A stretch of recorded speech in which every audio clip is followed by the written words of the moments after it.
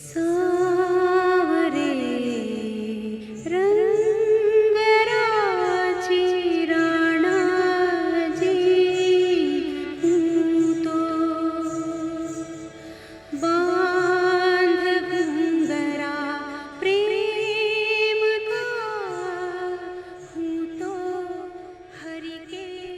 and welcome to the Shakti Hour, a podcast on Ram Dass Be Here Now network, where I speak with women about their personal experience on the spiritual path. My name is Melanie, and today I'm sharing a conversation with Lama Tsultrim Allione. I first came across Lama's teachings several years ago through her book, Feeding Your Demons, and we were able to meet just this last month at the Ram Dass Spring Retreat on Maui. Even though Lama had a terrible cold, she was gracious enough to give me some minutes of her time at the end of the retreat, and we got into some great conversations about her personal story, the Tara Mandala Center in Colorado, Tibetan Buddhism, and reflections on the divine feminine in spirituality. For those of you that were at the retreat, I hope you enjoy hearing more from Lama.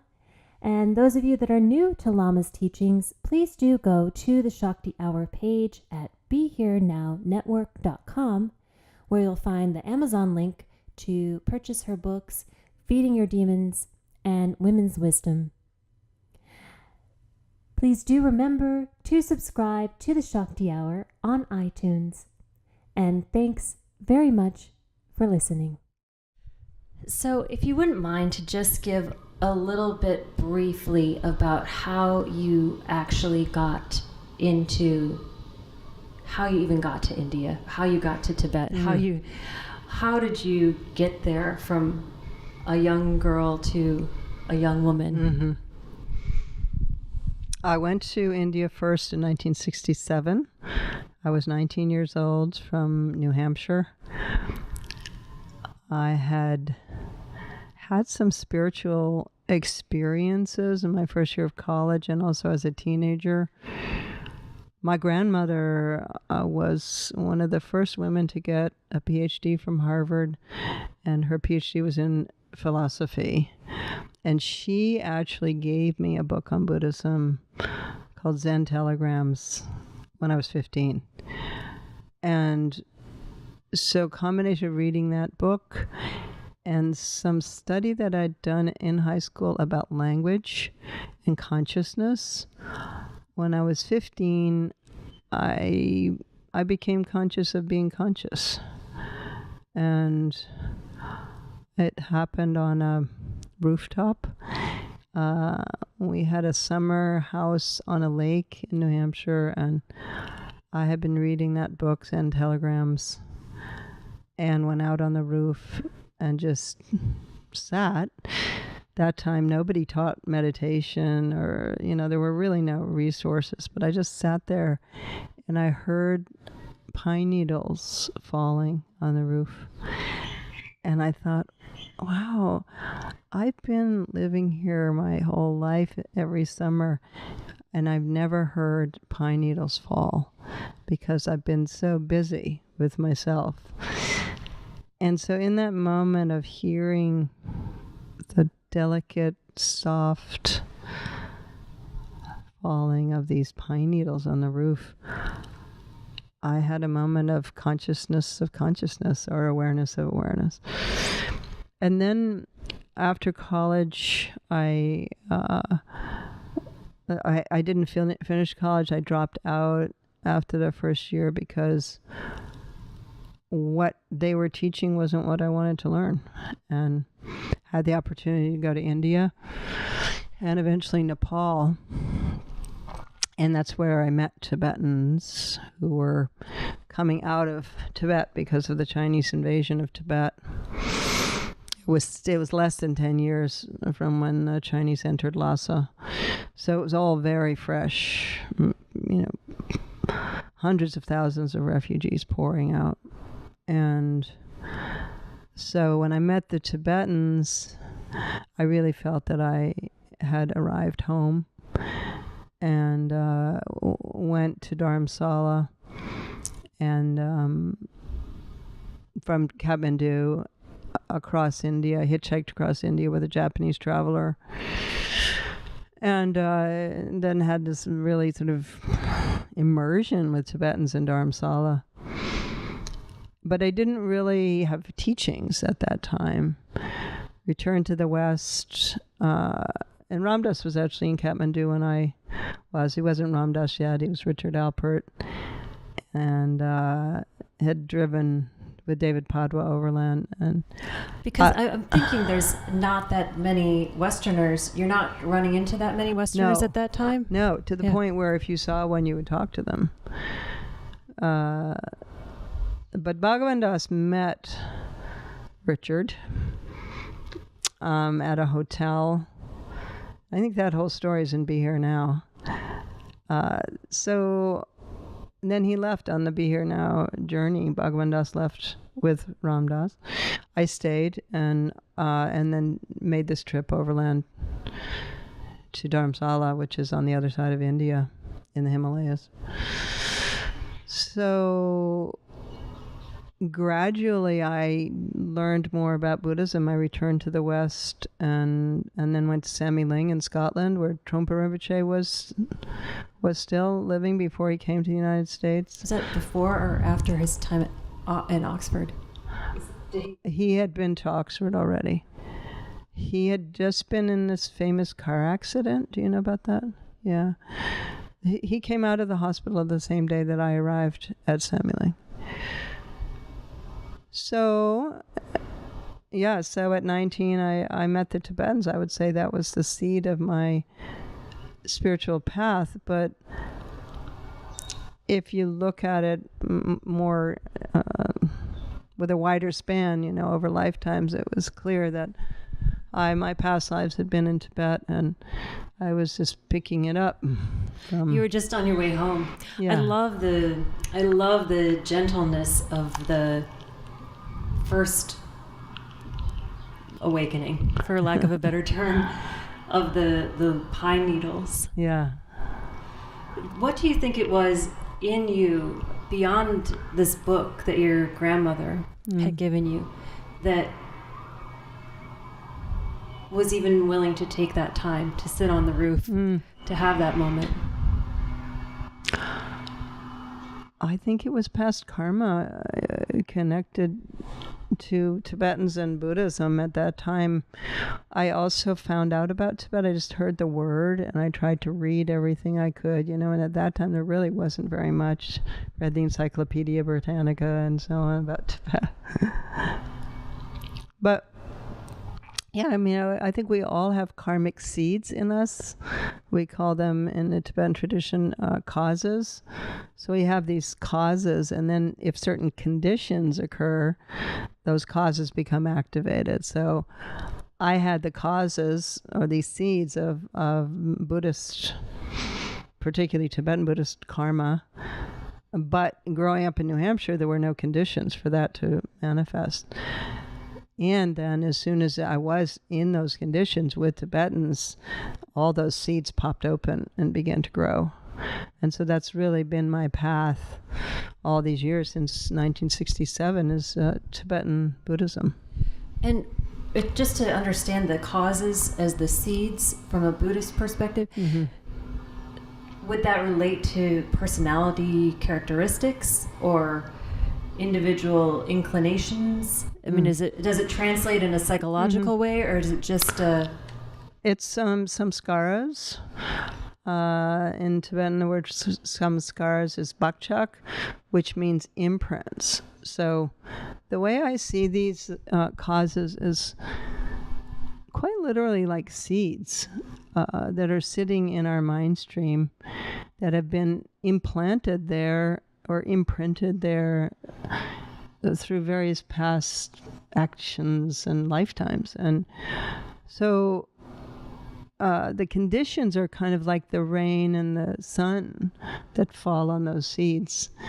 And so you can have causes connected to anything that just sit there for lifetimes until the conditions occur in which those will sprout open and make themselves obvious. Would that be then considered basically finding your Dharma, like that you get the right fertilizer and the right sun so this can grow and you can follow that path? Yes. Yeah. The conditions have to be there. And we have lots of different conditions. This isn't only true of spiritual things. We can have negative conditions too, of things that we've done that have created karmic imprinting that isn't positive. And then if we get into certain circumstances, those conditions can cause those particular seeds to manifest. So we have millions of these karmic seeds sitting there. And that's why we put ourselves in certain environments, so that the positive causes are activated. So if we're together now at this Maui retreat, for many people who came here, there might have been new people who just are exposed to spirituality for the first time. So by putting themselves in the conditions of this retreat, their causes will get activated and their path will begin. And how conscious were you of that when you left college and embarked on this journey? I had no idea. It was all very intuitive and like feeling my way in the dark. Yeah, and also quite courageous, I would say, for a young woman to do that traveling at that time. Courageous or crazy? Courageous or crazy. Often I think those things are very, very related. Yeah, I mean, what I did, hitchhiking across northern India, the top of trucks and third-class trains with no ticket and all kinds of things that now I think, what was I thinking? Yeah. But I love this idea of the seeds, and also all these seeds were sprouting. Yeah. Right around the time that you were there as well. That's true. Ram Dass was, and Chogyam was coming out of the hospital, and Bhagavan Das, and yeah, it was an extraordinary time. When I met Ram Dass again, it was in Bodh Gaya in 1971. Krishna Das was there. Raghu was there, Danny Goleman, Anasuya, Mirabai, John Bush. And I think we knew it. We knew that we were living an extraordinary moment, although we had nothing to compare it with. We were all really amazed that we were there. And for me, I was always a little different. I had this slightly different karma. I wasn't doing those Vipassana courses, but I was there with them, and I was always in this Tibetan stream. But somehow we were all linked, and we've stayed linked all these years. Is there a reflection on that now, as you have all followed your own paths, had your own teachings? Is there a reflection on that moment now and coming back together or coming to be here? Does that seem like the same thing? I think there's definitely a feeling of long-term connection and continuity that will go on in the next life as well, that we all have. Krishna Das and I are very close. And Raghu and Ram Dass, Bhagavan Das, all of them. Who knows, where we knew each other before, where we'll meet again. But there's such a feeling of familiarity that I'm sure we will. You were not in the psychedelic flow with them? I was. I had met psychedelics in college, that first year of college, but I was already, like, the person that introduced me to psychedelics couldn't believe I'd never had them because of how I was, and my interest in meditation, and I'd had a lot of experiences already, so my interest in drugs was always mind expansion, and I did take quite a bit of acid. I lived in Haight-Ashbury in the fall of '66, on the corner of Haight and Ashbury, actually. But it was I pretty quickly got the idea that this was a good introduction, but it wasn't a path. And so I knew I needed a path, and I think that's true. Just a total aside of my own curiosity, what would you say the percentage or the number of people that had that point of view, consciousness exploration versus getting high? Just tripping out.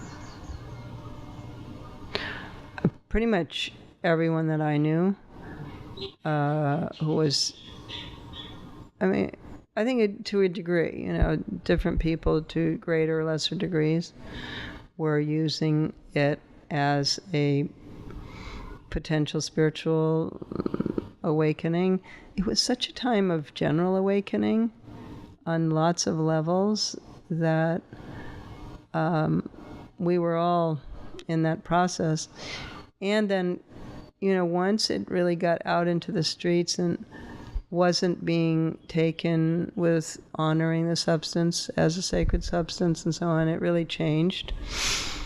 So it's hard to generalize, but I think in the beginning, I was first introduced to it in 1965 to LSD, and then by sort of mid '67, that was the Summer of Love, and it really exploded and was in the media much more, and so it went to all kinds of different people.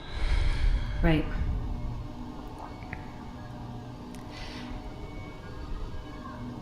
It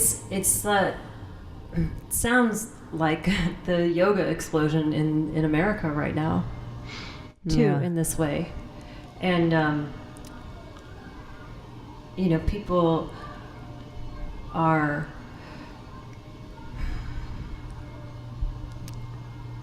looking for something, and we've got countless teachers. I know, it's really kind of amazing. And countless teacher trainings that are occurring all the time. Yoga was also just beginning at that time.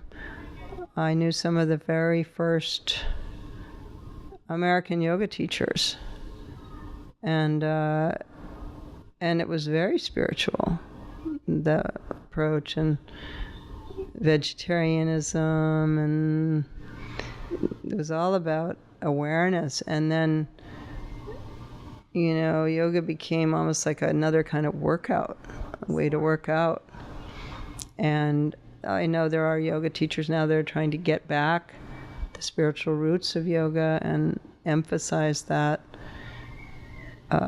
And I think with all these things like, mindfulness, some people say, now they're teaching mindfulness at Google, and what happened to Buddhism?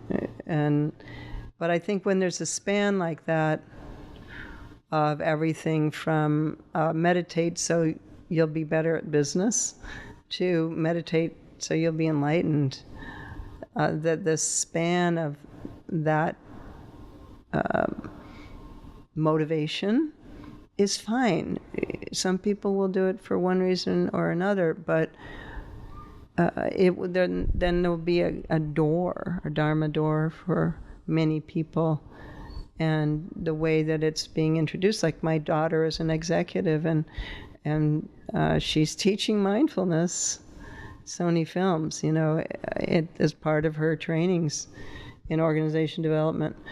So I'm not somebody who thinks, it should just be this pure spiritual yoga, and this is wrong to have yoga as an exercise program. I don't think so. I think it's okay as long as the whole span is there and available. Sitting in this seat, hearing your story, and you had one book and a roof and a pine needle, and then a journey across the entire other continent to this place and that place, and to then hold the seat of teacher. That it feels generous from your point of view to offer that, to offer a 200-hour yoga teacher training versus how many hours did you spend 45 years in this journey. Yeah. But I like that the idea of a Dharma door, that there's a different entrance for everyone. Yeah, and now there's yoga classes in all the little towns in America. Yeah. And that's going to be a Dharma door for many people. So I spoke with another woman briefly about Buddhism and women in Buddhism. I don't have much knowledge around that, but just what I gleaned from her is that was women in Buddhism was not a normal thing. Not normal, but not... Women Buddhist teachers, you mean? Correct. Certainly women of Buddhism, in Buddhism, have been there from the beginning. Buddhist teachers of Buddhism have been rare and far between. Again, that's changing at this point. When I wrote my book, Women of Wisdom, it came out in 1984. It was the first book about the question of where are the women in Buddhism. And by then, in 84, Buddhism was establishing itself in the West through Vipassana, Zen, Tibetan tradition, and so on. But nobody had really asked the question, well, where are the women? Where are the women teachers, particularly? Nor had I. And then with the death of my daughter, Kiara, of sudden infant death, and the need for the stories of women just to get through that experience, I began to try to find the women. And so I think it's a question that most women end up asking if they get involved with either Hinduism or Buddhism. Where are the women in seats of power and transmission?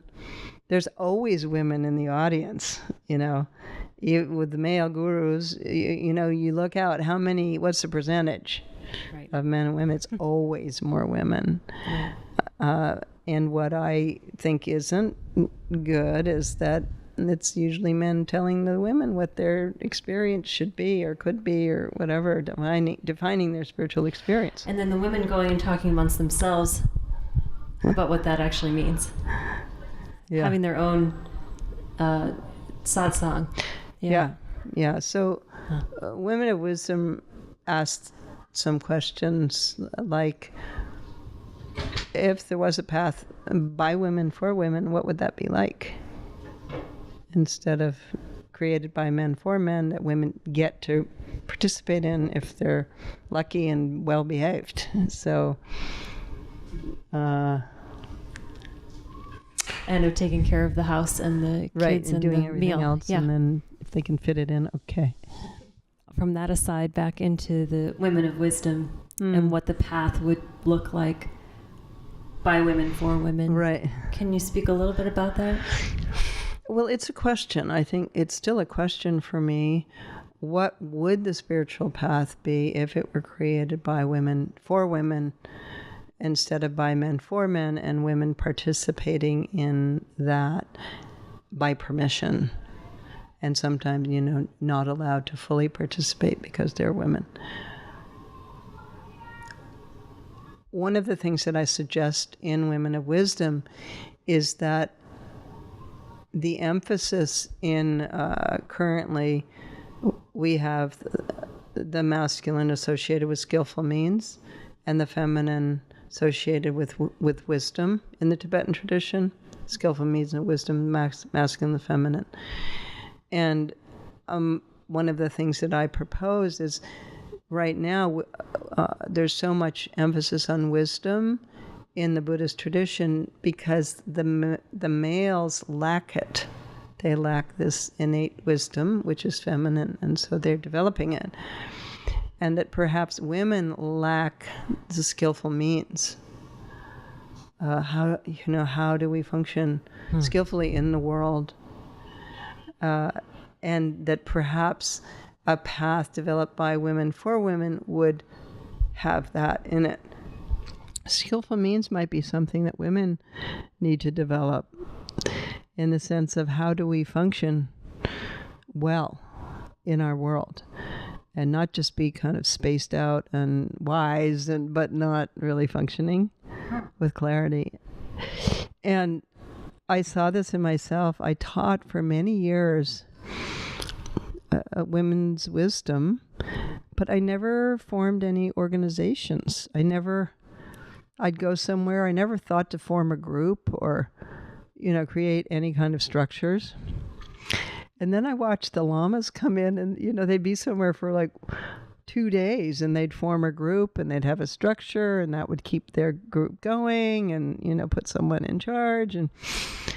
And after, literally 20 years, I thought, I need to do that, because I noticed I'd go and teach, and then everyone would be really inspired, and then I'd come back after a year and they would have stopped doing it, and then I'd have to go, get it all going again. And so that's an example of what would be a skillful means.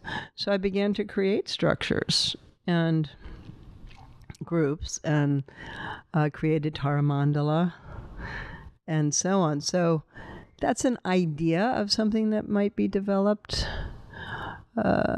by women for women. Of course, we also need to develop our wisdom. It's not like we just automatically have it as women.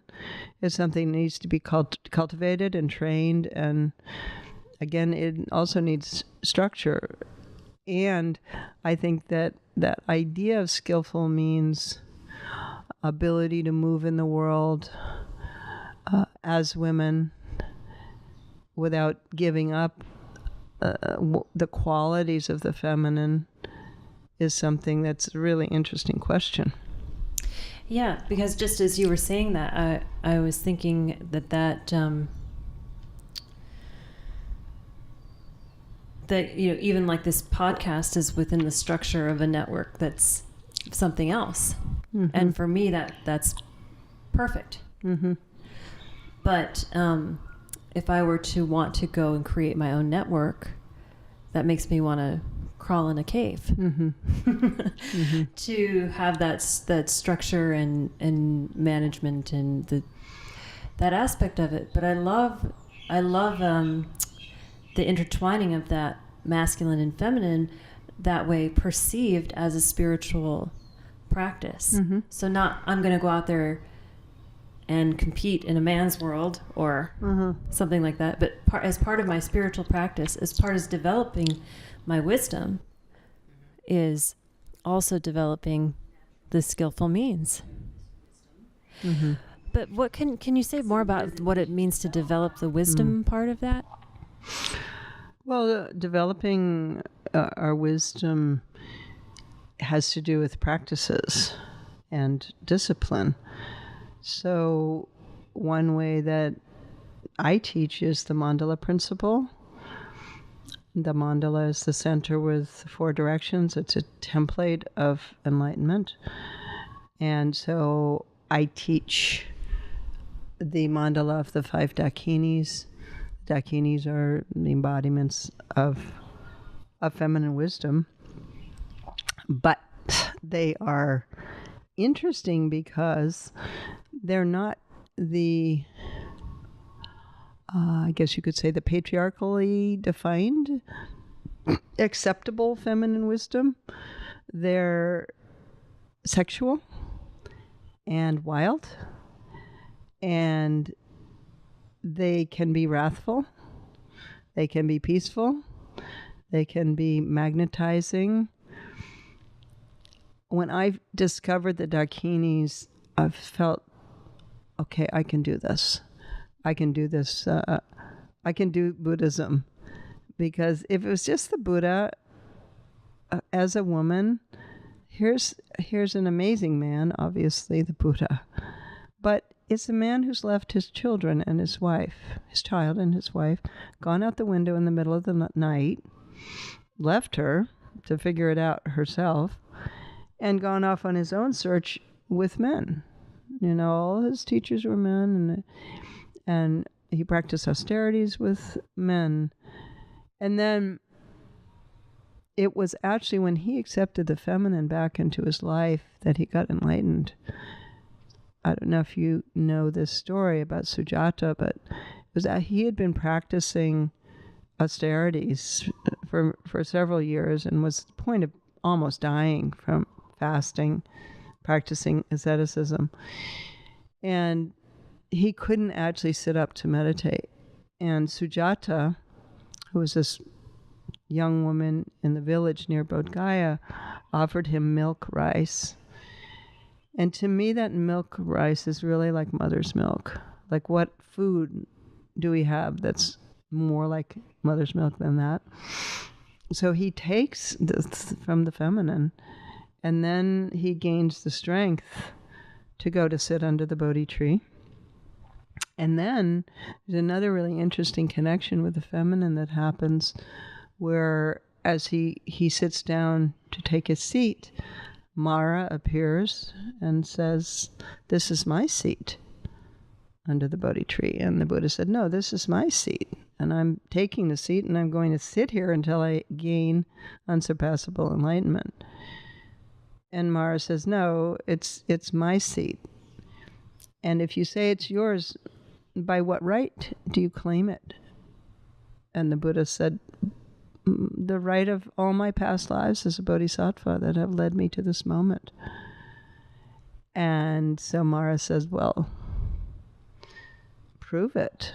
Like, who's your witness for all these lives you say you've had that have led you to claim this seat?" And the Buddha sits for a moment, and then he leans down and touches the earth. And he places his hand in what's called the earth witnessing posture. And he said, "The earth is my witness." And at that moment, the goddess of the earth reaches up and touches his fingers as he's touching down, and causes the earth to tremble. So at that moment, then Mara slinks off into the darkness because the earth has spoken. So in the story of the Buddha's life, it wasn't until he had those two experiences of first accepting the nourishment from the feminine and then being supported literally by the goddess of the earth in his quest for enlightenment, that he reaches enlightenment. Right. But anyway, so that's the Buddha and the feminine. But for me, meeting the Dakinis in the tantric tradition made it, for me, seem possible to practice Buddhism, because they were the kind of feminine that I could identify with. I couldn't identify with a sexless feminine. I couldn't identify with a feminine that was only ever, gentle and sweet and quiet and well-behaved. I needed the wildness, the freedom, the independence of the Dakinis. And so you were saying, what practices might we do? The mandala of the 5 wisdom Dakinis is something that I teach not only to women, and it's very helpful for women. It's 5 aspects of the feminine connected to the 4 directions in the center. It's one of those systems where there's an element, there's a color, there's an obscured pattern or encumbered emotion, I call it, and a wisdom for each direction. And they're all Dakinis. So they're all dancing, they're naked, they're wearing bone ornaments, and they're embodying wisdom. And so I think that women need that. They need images of the divine which don't limit them, to say, okay, to be spiritual and to be feminine, you have to be like this. You have to behave like this. I don't think so. I think that to have that complexity of character. Yes. To be able to have, sure, you can be. Yeah. You can be sweet. This can be part of your character. Yeah. And this other part of your character can also present itself. And then there's the 21 Taras who are similarly diverse. There's wrathful ones, there's peaceful ones, there's magnetizing ones. And each of the 21 Taras has a different capacity that she embodies. So the Vajrayana tradition, I hesitate to use the word Tantra because Tantra, the word has been kind of co-opted by Neo-Tantra, which is not what I mean by Tantra. And so the word is Tantra, that Tantrayana, but I tend to use Vajrayana because if you say Tantra, everybody thinks, oh, sex. Right. Which is not, I'm not So what saying, would you say what if you were to say what is the Tantra that what you're is saying? Tantra? Yeah. What would you call Well, Tantra, the word Tantra actually means continuity. And so it's a continuity of awareness in all aspects of life. And it's also continuity of luminosity. So it's the luminous thread that connects everything. And so a tantric tradition in the Buddhist tantric tradition came into Buddhism about 700, and its roots were in the Shakti tradition, which worships the feminine. The roots of that, we don't know exactly where that came out of, but very early Indus Valley civilization, same place that yoga came from. So when Buddhism was joined by Tantra in the 7th century, there was a huge change that took place. And Buddhist Tantra became the predominant form of Buddhism that was being practiced in India. And it was practiced by the Pala kings and supported by them. And so that's why when Buddhism went to Tibet, it was Tantric Buddhism that went to Tibet, because it didn't go to Tibet until the 8th century. And that was what Buddhist Tantra was, what was happening in India at that time. So that's what went to Tibet. But so the interesting thing, and this was also interesting to me, as I was saying before, I don't know if I could have practiced Buddhism without the Vajrayana aspect, because it was the first time that we had female Buddhas. Before that, the stories were all about, well, you can be a woman and you can practice Buddhism, but of course, if you're going to get enlightened, you have to take a male body. But with the advent of Vajrayana, we have women gurus. We have female Buddhas like Tara. We have the Dakinis. We have sacred sexuality. We have dance as part of practice. We have feasting also. The embracing of the poisons as path. So all kinds of things that weren't there before came in to Buddhism. Yeah. A much more welcoming possibility. More inclusive. Yeah. Well, literally inclusive of all things. Yeah. The freedom of your experience, the freedom of your mind at this time when all these other seeds were blossoming with all these people, and then coming back here and the Naropa scenario and everyone kind of going out and having their minds open. Do you feel do you see that same openness in this present moment? Is it even relevant to reflect on how it was then versus how it is now, in terms of how people's minds are open to these possibilities? And Well, there's a lot more resources now. As I was saying before, there's a yoga studio in every little town in America now. In terms of the openness, I don't think we have that level. It was really like an explosion at that time. Lots of experimentation, lots of creativity, and so on. I think it's still happening. I mean, here you are doing what you're doing. I'm doing what I'm doing. I don't know where that phenomena of the 60s came from, or the age of Aquarius, or who knows what were the factors that triggered that, but I think it was a significant impact on the earth. And we're seeing sort of the reverberations of that as Buddhism goes into Google.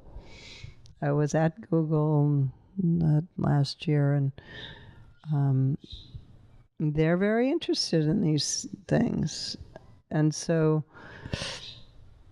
now we're seeing it enter the mainstream. And then it was a small pockets of really, Naropa was a fairly big situation, but relative to the rest of America, it wasn't. And now those people like myself, yourself, all the various people who are teaching mindfulness and so on, we've found ways to infiltrate into the bastion of patriarchal structures and materialistic structures. I hope, I aspire that that's true. Yeah, that's a very nice. The feeling I'm getting from what you're saying is not necessarily. It takes the urgency out of the matter, and trust that there was this giant tidal wave, and that the coming back, everything that's coming out of that is still is seeding. It is. Yeah. Is seeding the land. Has been seeding the land, and that the new growth is happening. Yeah. Yeah, it's almost like, when there's a big flood, that all those flood waters spread seeds, and as the flood recedes, all those seeds pop up and begin to flower. Yeah. So when in your path did you decide that you were going to be teaching? I didn't decide. My teachers asked me to teach. And it happened pretty early when I began. So when I came back in end of 1972, and 72. Then I went back to India again, and then I returned in 73. So by 74, I was already beginning to teach meditation. I was teaching under Trungpa Rinpoche, and he was sending me around to teach in what they called the Dharma Dhatus and Dharma study groups. I think it was in many ways premature for me to be teaching, but he needed people. He couldn't do it all himself, and so he needed people, and I was one of the more experienced people, even though I wasn't terribly experienced. So it was very interesting to teach, because I realized I needed to articulate my own experience and also to act as a bridge. So I had lived very traditionally and been trained very traditionally, much more traditionally than Trungpa Rinpoche students in the West have been taught. I didn't have that advantage. I'd learned in Tibetan and just exactly like Tibetans learn and practice. So as I came back and began to teach under him, I had to digest what I had learned and then find ways to make it accessible and useful to people in the West. And Feeding Your Demons was it's an example of that process of of me as a Westerner learning the tradition and then digesting it and then looking at all the methods that were available in the West and trying to figure out how can I communicate the essence of this teaching in a way that will then be helpful and accessible to Westerners. So much compassion in that that thought, and the love of the practice, the love of the teaching, to want to share it with people who wanted to hear it and find a way for them to understand it. I'm really struck by that. And again, it feels tied to that moment in a way. Obviously, you can do that. We're doing that here. Mm-hmm.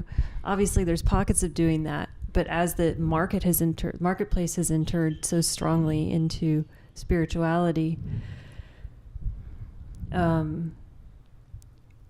sometimes I find it difficult to find that compassionate desire to share wisdom behind the teaching. Yeah. I really like teaching. I like it because it requires me to keep learning. I like it because the teachings have helped me so much.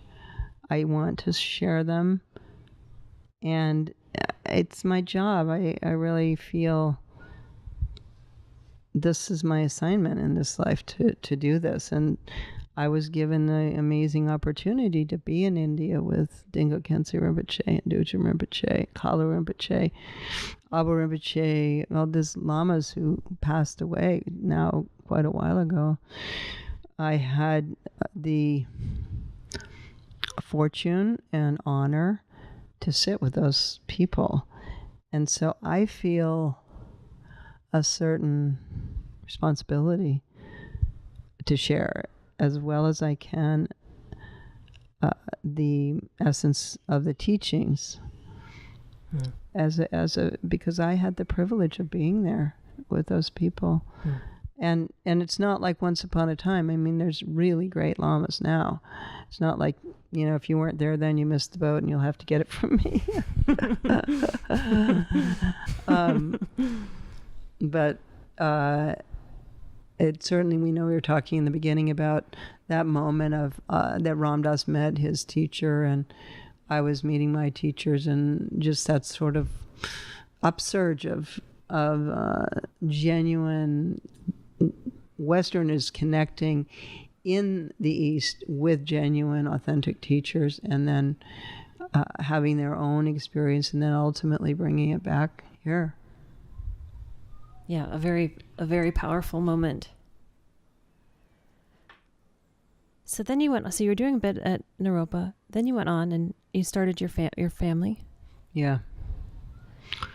Yeah, so I had my first child in 1974, Sherab, my oldest, and I had Aloka in 1975. And then I had my twins in 1980. And as you know, I lost one, and one of the twins, and that was the catalyst for my book, Women of Wisdom. So I went from being a nun to being a mother. Do you have children? Yeah. It's a shock. I'm sure you have heard that from women. If I had no time to myself from having all the time in the world to myself as a nun. So it was an incredible teacher. Like, it was like a cauldron that I cooked in. Cooking in the cauldron of motherhood. And having two children very close together, and then the twins and losing one. I had so many of the difficult experiences of being a mother. But it took all that I had learned in the cave, you could say, and let's see how we do with the kitchen sink, and being woken up many, many times during the night, and how's your patience now? I thought I had to overcome so many things that I hadn't actually overcome. when I was a nun, I just wasn't being presented with them as I was being protected. So that was another kind of way of digesting the teachings. And in retrospect, it seems, oh, yeah, of course, that was easy. You just kind of figured it out. But at the time, I thought I was losing my path. I thought, it's over now. I'm a mother. I can't serve the lamas anymore. I can't meditate. I don't have any time. And it was very difficult. It was very challenging. And I would say I had postpartum depression with my first child that wasn't named at that time, but just feeling a lot of blues of what I had lost and how do I deal with this situation. But ultimately I was able to integrate it, and I think it enriched me as a teacher so much to go through that. Right. Those difficulties. It's a instant selfless service. Yeah. 24/7. Yeah, like it or not. Yeah. It is. And it's not, there's nobody cheering you on, There's no applause from anyone. Right. Then, so do you feel like that is, when you say it, you integrated it, do you feel like that was part of that integration of there's no external applause, or that has to start to come from within, the drive for the satisfaction comes from within? I think when I say I integrated, I think it was more how do you actually work with emotions? How do you actually work with impatience or fatigue? And how do you, we talk about bring the Dharma into your daily life. Well, how do you actually do that when you don't have time to meditate? It's not conceptual when someone is throwing a tantrum on the floor. Yeah. There's no concept. Yeah. Yeah, you're in real time. Yeah. How do you apply what you've learned in those situations? And because they are so real and so on the ground, it's a good test, and you can see where you are or where you're not from that. Yeah. And relationship, too. Relationship is a whole other thing that, is present for me coming out of being a nun. And so how long were you actually a nun? 4 years. Okay. And then, and then I got pregnant sort of 5 minutes after I gave back my vows. It seemed like pretty quickly. Within a year, I had a child. Yeah. Well, I guess that was part of your path. So tell me a little bit about the groups you mentioned at the beginning before we started. Yeah, there's two things. Yeah. One is this movement that's beginning called Wisdom Rising, Reawaken the Sacred Feminine, which I think you're involved with, without maybe even knowing that exists. It came out of my experience of the political situation, and actually in 2001 with the attacks on the Trade Center.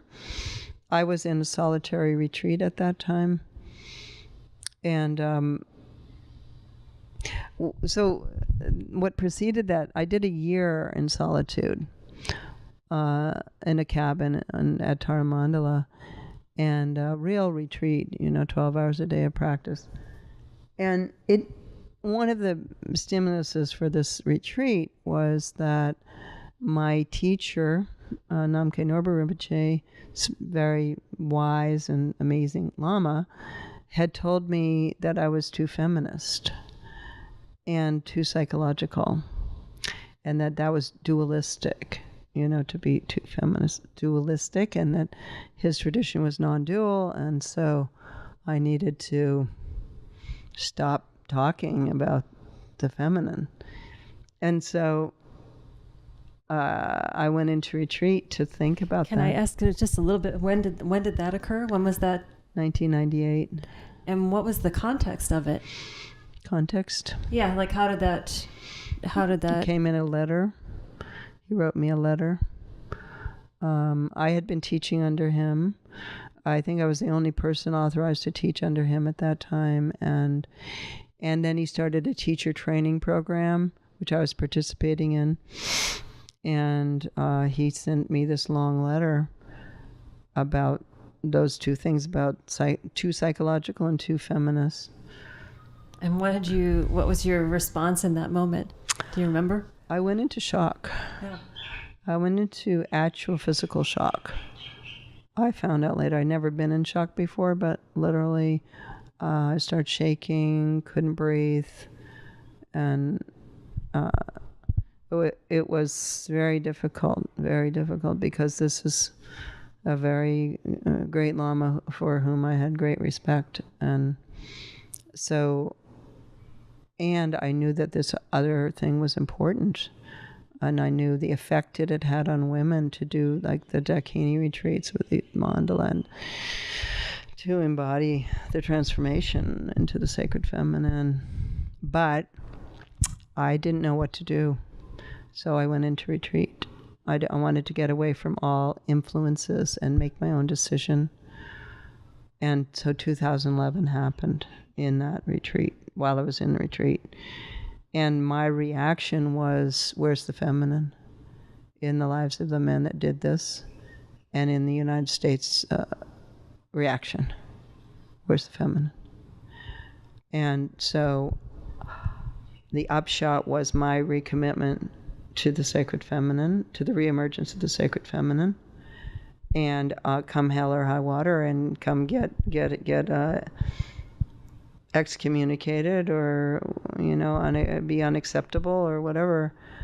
I made it was a long, arduous decision, and it took a year to make it. But I decided during that year by myself on the mountain that I had to commit to the feminine, the reemergence of the sacred feminine, for the survival of the planet. And it did mean at the time that I lost my community, I lost my teacher, I jumped off the cliff. And what happened was very interesting. When I made that decision, it was like the earth rose up to meet me. And most of my students stayed with me. They said, if you're going, we're going too. And I'd really been encouraging them all to study with my male teachers, and they were like, nope, we're going with you. And then Tara Mandala, which is my center in Colorado, I thought it would just fail. And, at that point we had no buildings, we had land, but it was so difficult. We didn't even have running water. We had no electricity or anything. I thought, okay, well, I guess this just failed. But what happened was all this money came to me from my students, and they built Tara Mandala. We paid off 700 acres of land and built a 3-story incredible temple dedicated to the sacred feminine, a mandala temple, which I hope you can come and see. I can't wait, yeah. Be part of it. And then the beautiful thing is that eventually, after 14 years, my teacher came to see it. And I was so nervous. I remember saying to people, he's going to criticize me. He's going to say something publicly about me being too feminist. And they said, I don't think he's going to come here and do that. And in fact, he was super supportive. And he turned to me as I was showing him around the temple, and we sat down for a minute. He just turned to me and he said, you've done a really good job. Oh, wow. Yeah. So he's been twice now to see it, and he'll probably come again. Did you have any dialogue with him about your decision? No. You just went, you took his feedback, went into shock, took care of yourself, Went into retreat. got clear, and then went forward, and that was it. Yeah. I didn't want to answer. I didn't want to burn any bridges, and I didn't want to argue. I needed to know what my decision was going to be. I totally honored him the whole time. I never spoke against him. I saw us having two different views according to our own experience, and so I just made my choice. And my husband at the time, David, who died in 2010, and my son also was very involved with my practice and teaching, is a scholar now himself. They were both completely behind me. And so I had that masculine support, even in that difficult time. So anyway, that was this recommitment to the importance of the sacred feminine. Can I ask you what you thought? You said you asked the question, where is the feminine? Yeah. In the lives of these men, the terrorists. Where's the feminine in the U.S. response? Did you have an answer to that, or was that just the question? Missing in action. Missing. Yeah. Yeah, I mean, in the lives of those men. And how could you imagine it would be? Well, what if those men had strong mothers who were empowered and who had taught them about the feminine, who had talk to them about the sacredness of life and the earth and nonviolence and the things that Tantra. Tantra. The only person that voted against the Iraq invasion was a black woman congresswoman, a woman, one, which I thought was really interesting. It was the feminine. I had that in that moment. I was in New York for that, and I had that thought the next day: what if we didn't retaliate? Mm-hmm. And I saw this whole other world of possibilities open from that thought. Yeah, what if we went into dialogue? And that's why when Obama ran and said he wanted to dialogue with the enemy, and I don't know if you remember, but Hillary Clinton said that's so naive to think you can dialogue with the enemy. But I was like, I'm definitely voting for him, because it's like feeding the demons. Listen to what their needs are, what's being expressed here. But anyway, so getting back to the reemergence of the feminine, which I know you're very committed to also. So that was when I really recommitted, and since then I haven't wavered from that. And then a couple of years ago, in discussion with Eve Ensler, the vagina monologue, and so on, I felt we need some kind of a movement that names this as important, because different people are talking about it. But let's start a movement.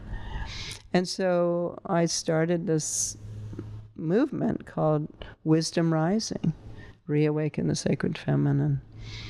And so have done events myself, and other people have done events around the country and in Europe. And now we have formed a Facebook page, and we'll put this interview, and would love to link with your events with Wisdom Rising. It's not something I feel like I own. You can have a Wisdom Rising event. Anybody can. It's a way of articulating this as a wave that is important, really important. I said to Eve, we need to be at the table where the important decisions are being made that are affecting us all. The wise feminine needs to be at that table. And she said, I don't know if I want to be at that table. I think I want my own table. And I love that too, Yeah, maybe we don't need to be at that table. We can have our own table and create an alternative table. But in any case, in your example, that's what occurred. Yeah. With Tara Mandala, you mean? Yeah. Yes. Yes, and now Tara Mandala is this amazing resource. It's an amazing resource for people who want to go and be bathed in the sacred feminine and that energy within the Buddhist tradition, but also yoga teachers come and teach in this temple with life-size statues of Tara, the Taras surrounding them. I love that your story went for quite some time. Yeah. Before you were met with a hand that said, "Okay, enough. Mm-hmm. Enough of being." I mean, this isn't what he said, but enough of this feminine perspective. Let's stick to the teachings as they are. Yeah. That's actually quite fortuitous. And fortunate. They had quite a bit of time before that happened. Yeah, well, you made it to that moment of... Yeah. Well, and also, do you know the story of Tara? Only as you told it briefly the other day here, yeah. Yeah, so I told that story, and we are beyond gender. The nature of mind is beyond gender. The nature of reality, gender is a very limited notion. And at the same time, we live in a gendered society. And that's what she said. So since we are in this relative world of gender, we need to support and find balance through the feminine and not have half the picture missing. And because it's been lost for so long, we have to figure out what the feminine is and not have it be defined by patriarchy.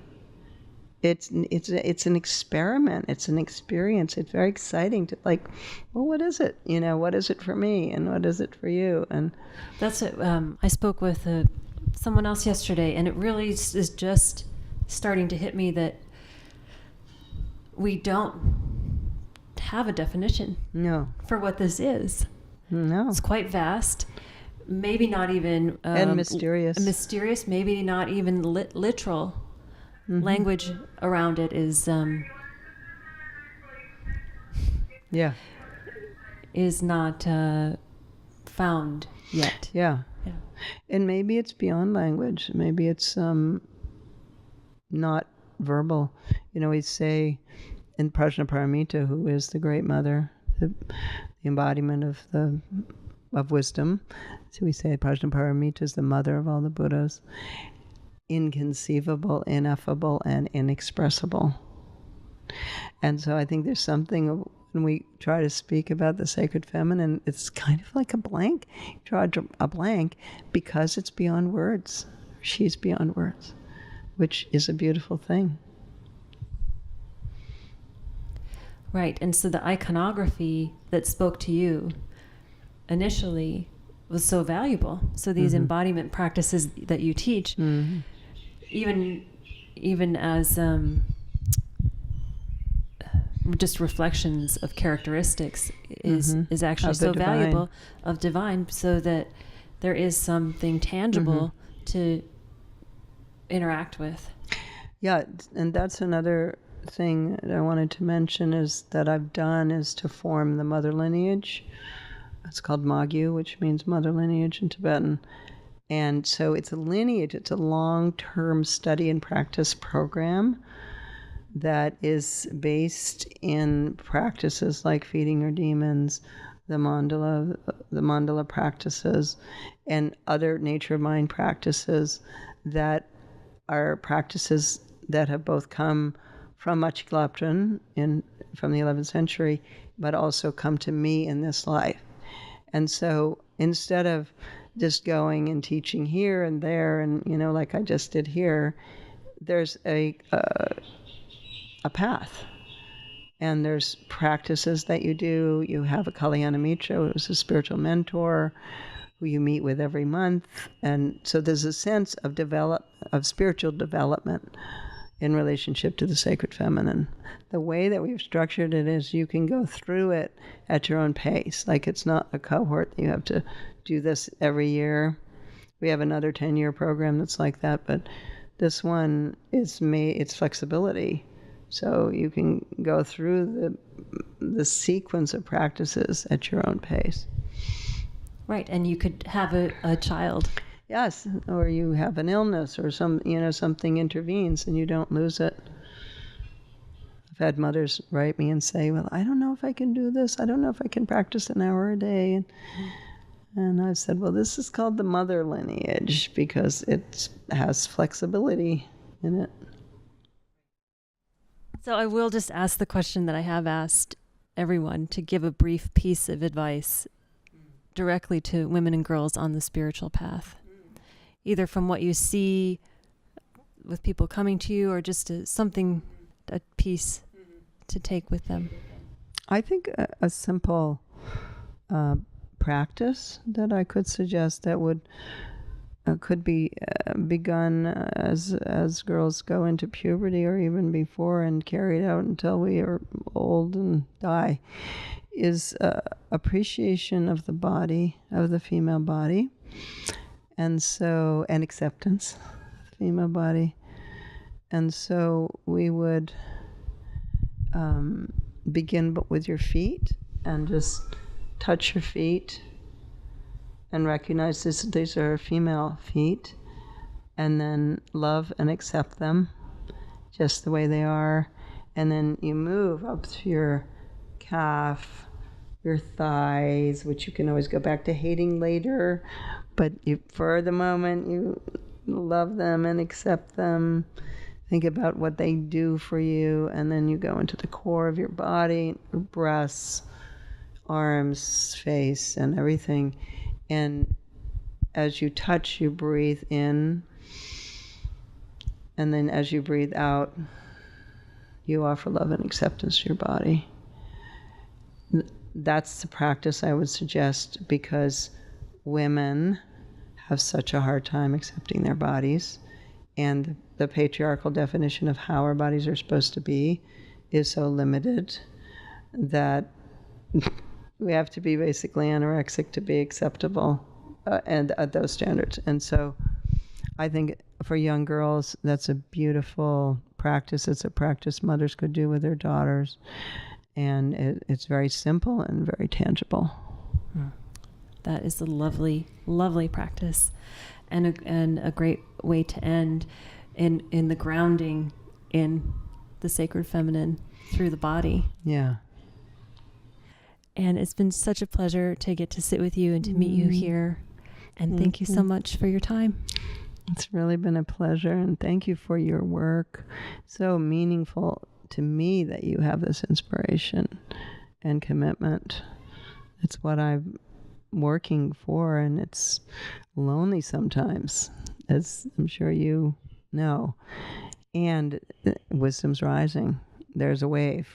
We're at the front of a big wave, and so the resources that you're creating will help many, many who are behind you. Thanks, Lama. You're welcome.